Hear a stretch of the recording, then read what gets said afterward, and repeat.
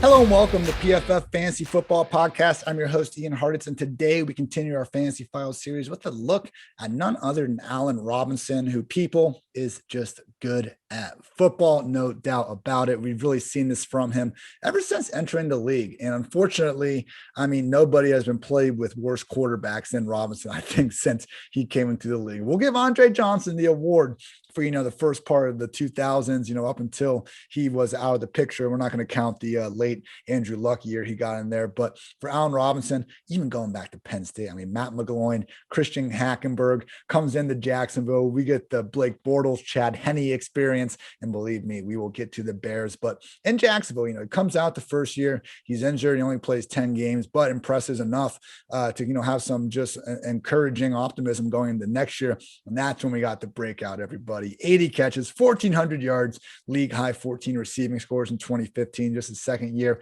in the league.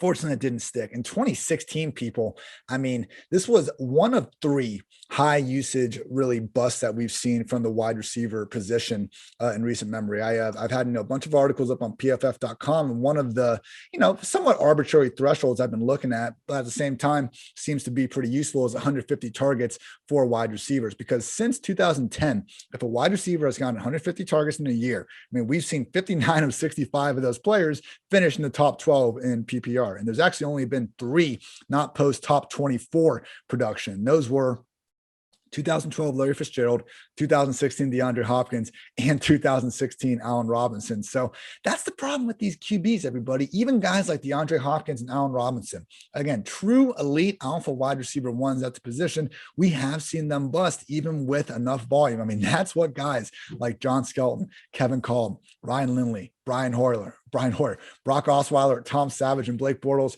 can do to a man. So no, don't fade anybody projected for more than 150 targets. And just realize if you do take one of these players and they bust, you're looking at a true, exception to the rule. But anyway, Robinson, unfortunately, his 2017 season, the 1 year Jacksonville is actually a true contender and good. He was done after just a couple of snaps, one catch, 17 yards, torn ACL, done for the year. So after that, we got to see Robinson make his way to the Windy City, and it wasn't immediately great. He was banged up in 2018, only was able to start 12 games there, finished as the wide receiver 31 in PPR points per game, number 28 in PFF receiving grade. But since then, again, this is where we've seen the true top 12 receiver, any way you want to look at it. In 2019, wide receiver 10 in PPR points per game, number 13 in 2020, number 12 and number 6 in PFF receiving grade along the way. So just in terms of volume, 8th in receptions, 11th in receiving yards, tied for 19th in touchdowns since it coming to the Bears. Maybe more tellingly is the fact that he is first in contested catches. And this is kind of where we're going to start to transition this podcast, because people, it's been brutal. I mentioned before, Hackenberg, McGloin, Bortles, and Henne. Since he's been with the Bears, Mitchell Trubisky, Chase Daniel, Nick Foles, and we're going to have Andy freaking Dalton added to this list before too long. So look, the Bears QBs, you don't need me to tell you this, but I will, because, it's a podcast and we're having this one-way discussion right now. Bears QBs, absolutely brutal, 26th in overall PFF passing grade, 30th in passing grade from a clean pocket, and 21st when targeting a receiver considered open or wide open since Allen Robinson got to the picture. So even when the situation has been manageable for these Bears QBs, they have not gotten it done. And again, credit to Robinson for making the most of this, because if you've even watched Robinson a few times over the years, even just seen his highlight videos, like this is a situation where, a lot of times with these wide receivers with a bunch of contested catches, it can end up being just a sign that that receiver can't separate very well. We see Kenny Galladay on top of a lot of these lists.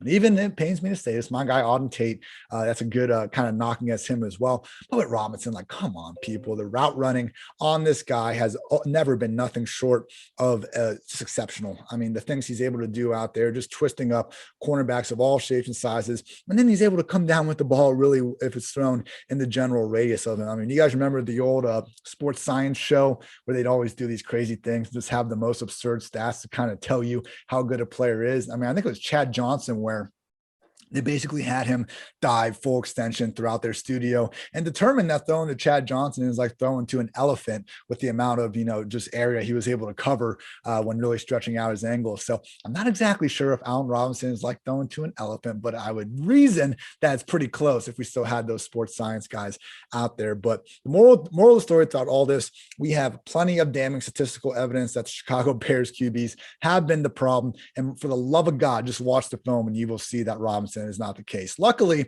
we don't have to worry about this issue because the public seemingly have their heads on straight and they recognize that Allen Robinson is not the problem. But is it going to matter? Because again, Robinson, like DeAndre Hopkins, we have seen them bust before when the quarterback play has gotten bad enough. It can happen. And I'm not sure that it's going to necessarily improve this year. Like I wanted to, but why is Andy Dalton having the starting job? I mean, Matt Nagy in the same freaking interview said that Andy is a starter and that Andy's going to get the 1 reps. And then a couple sentences later, he says that Dalton is essentially like a rookie as well. Let that sink in for a second. He just named him the starter, said he's going to get the 1 reps, and then just say he's essentially like a rookie as well. Coaches do this almost in the reverse sometimes. Like if Bruce Arians said that Tom Brady is competing for the job, just like everyone else, we kind of laugh, like, whatever, it's a competition. I get it. To not even open up the competition between a guy that you just called a rookie against the rookie that you just traded up for to help save your job. I mean, never have we seen like an offseason 180 as quick as the Bears, where they got rightfully lauded for a draft where they knew their backs were against the wall. They went up and they got Fields. They added some help on the offensive line. It seemed like they did everything right. PFF, pretty much any freaking website that posted, post-draft grades were pleased with what the Bears did last year. But now for us to go to giving Dalton the job, if Dalton wins the job, that's fine. He might be the best quarterback right away. To not even give him that opportunity. I mean, what if Pete Carroll, when Russell Wilson was a freaking rookie, had just given the job to Matt Flynn because that's who they signed? He didn't do that because Pete Carroll wasn't a freaking idiot like Matt Nagy is being in this situation. Like, come on. This is not Alex Smith and Patrick Mahomes, no matter how bad Nagy wants it to be. Like, bro, Alex Smith was a above average quarterback at a minimum for 4 years before he got Mahomes. Dalton isn't even there yet necessarily. Oh, man. Just, triggers me, people, because Dalton, and first, don't you dare say, well, Andy Dalton's a 3-time Pro Bowler. That stat officially became dead to me when Trevor Siemian, of all people, not went to the Pro Bowl. He declined an invite. Trevor Siemian declined an invite to the Pro Bowl, and we still have people using it as a reputable stat. I mean, I know there's plenty of haters for our PFF grades out there, but if you use Pro Bowls in a single argument with me, I will just go off. So all pro, absolutely. Let's bring up 3 or 4 stats to show that these people can do it. That's fine too. But Pro Bowls in and of themselves are dumb, and I will fight verbally anyone that says otherwise. Anyway, I'll give you a mix of stats to show exactly who Dalton was. Last season, remember, this is in a Cowboys offense, banged up offensive line, but also one that we saw Dak Prescott overcome with flying colors and really just put up points all season long, or for the 5 weeks he was under center. So Andy Dalton last year among 44 qualified QBs, slightly above average PFF passing grade, coming at 21st, 36th in big time throw rate, 12th in turnover worthy play rate, tied for 33rd in yards per attempt, 21st in adjusted completion rate, 29th in QB rating. People, what's that spell? A mediocre game managing quarterback, not what Chicago needs to take the next step. And Dalton's always been a sum of his parts QB.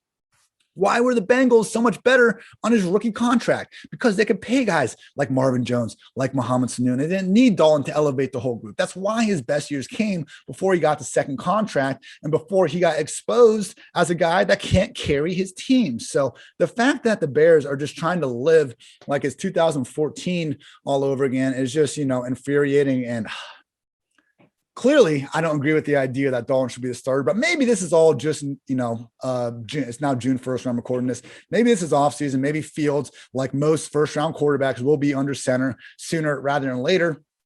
The problem with that is, at least relative for Allen Robinson, this might not be great, man. He is someone where very few wide receivers in the league we almost guarantee 150 targets with good health. And that has been Robinson the past 2 years. Chicago's ranked 8th and 14th over the past 2 years in total pass attempts. And if Fields comes in the picture, like, look, the idea that he's like this run first quarterback is false. He was, PFF's number one graded quarterback coming out when targeting a receiver passes first read. I'm not trying to make this uneducated thing that Fields isn't ready to, be a passer at the NFL level or anything. I know the dude has a bazooka. I'm a Columbus, Ohio stan. I really believe Justin Fields will be a fantastic quarterback, but we can't just assume he's going to be like Andrew Luck-esque good, elevating a bad offense around him. I mean, you look at the Bears quarterbacks, similar to Chicago, Washington, like Cleveland before, Baker got there, maybe. Like, okay, was all like the 50 quarterbacks to play for these three franchises over the past 30 years, was every single one bad?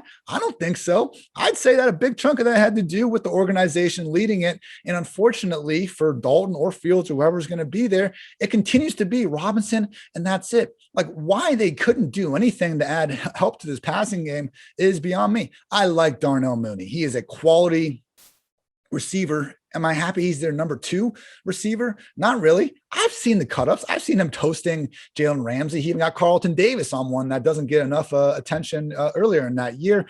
But, I mean, come on. Those are still a little iffy as well. Guys under pressure. Sometimes you get that wide receiver cornerback solo shot. Not all that indicative of what was really going on. But fine. Mooney's our number 2 receiver. Really? Anthony Miller seems to be on the way out. I mean, after becoming yet another guy to punch Chauncey Gardner, oh my goodness.